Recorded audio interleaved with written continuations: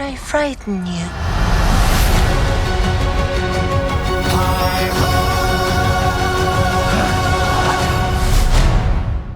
Snow White is a musical fantasy film released by Walt Disney Pictures on March 21st, 2025. Based on the 1937 film Snow White and the Seven Dwarfs and the 19th century Brothers Grimm fairy tale Snow White, the film was written by Aaron Cressida Wilson and directed by Mark Webb.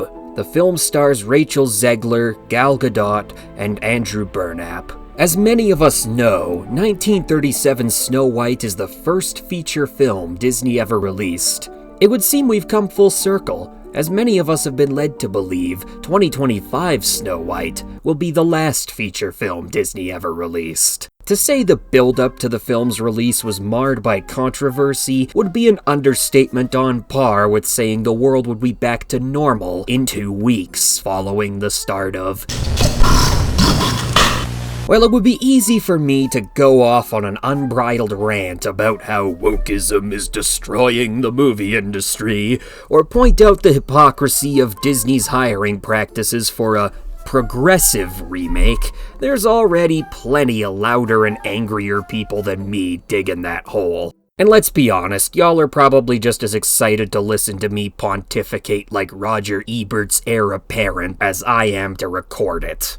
Since I don't wish to be an undue distraction from your doom scrolling, I'll keep it short, if not particularly sweet. The way this review will work is that I'll take each important element of the film, give it a number rating, a brief explanation why, and then provide a final rating for the film as a whole at the end. Now when I say brief, I do mean brief, as in no more than about 3 sentences of explanation per piece. So, now that y'all have been force-fed all that yappuccino, let's get into it.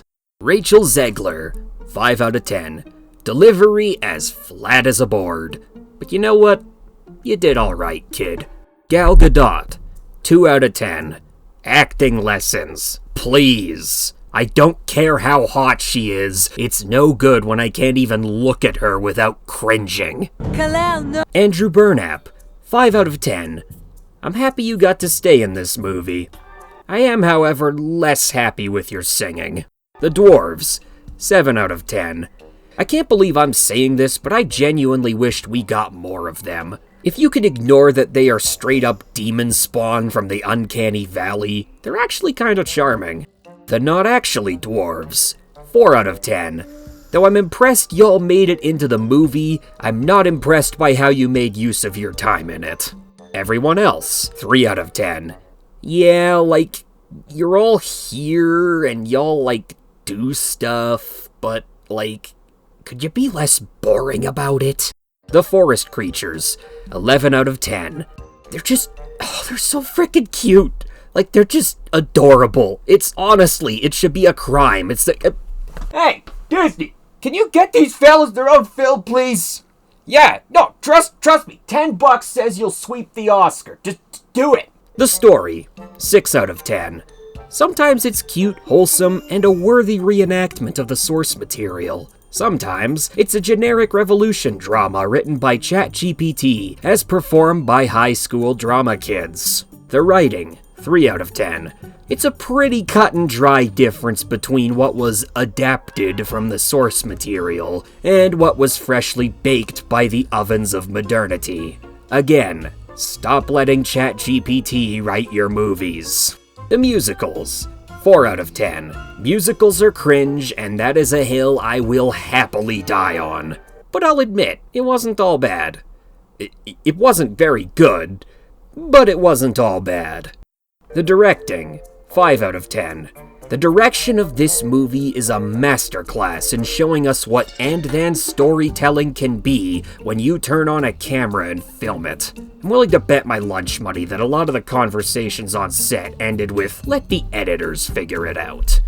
The Editing, 2 out of 10. SparkNote summaries are meant to be a guideline, not an action plan. To give you an idea of how bad the pacing was, picture how winded you feel after taking a kickball to the stomach. Now picture feeling like that for nearly 2 hours. The Cinematography, 5 out of 10. They point the camera at stuff and film it.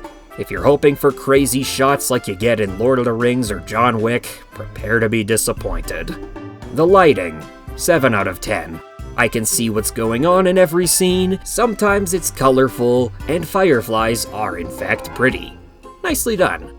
The coloring, 8 out of 10. It's a fairy tale movie, of course it's brightly colored. But honestly, would we have it any other way? The soundtrack, 6 out of 10. Could best be described as in the movie. The costumes and makeup, 3 out of 10. Fire Rachel Zegler's hairstylist, and whoever costumed the bandits. And, you know what, screw the whole thing. The CGI, 6 out of 10. Barring the odd one out, most of the CGI is pretty decent looking. But unless you're a whimsical forest creature, it's not really gonna stand out.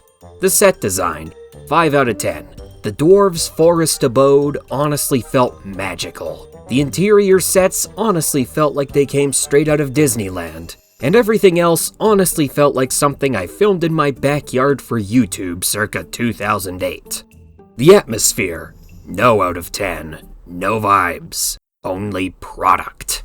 And now, time to rip off the Band-Aid. The final rating for Snow White 2025 is 3.5 out of 10. While the final product ends up being more charming and wholesome than the internet and Disney's own marketing would have you believe, it still doesn't have much of a leg to stand on. Though the movie does a decent job looking like the fairy tale it should be, the stiff writing, breakneck pacing, and brain bleed-inducing attempts at singing all add up to a pretty meh delivery that will be quickly swept away and forgotten about once the social commentary tryhards run out of reasons to be mad at it. But what do the rest of y'all think? Let me know down in the comments how you felt watching the movie, what elements of the movie I forgot to mention, or just why I'm a brain-dead sheeple who will single-handedly destroy Western civilization through sheer force of how wrong, stupid, and/or stinky I am. To those of you who've been following me, I know I've been absent from this channel for a long time, and for that, I apologize. Turns out, going back to school when you're nearly 30 is a more painful and time-consuming endeavor than I thought it would be. I promise I'll be more active with reviews going forward, and that I will update you on some of the big projects I've been working on once I have something worth telling you. In the meantime, let me know what you think about this new style of review, and what I could do to refine it going forward. Thank you all for sticking around while I sort my life out. Until next time, I'll see you when I see ya.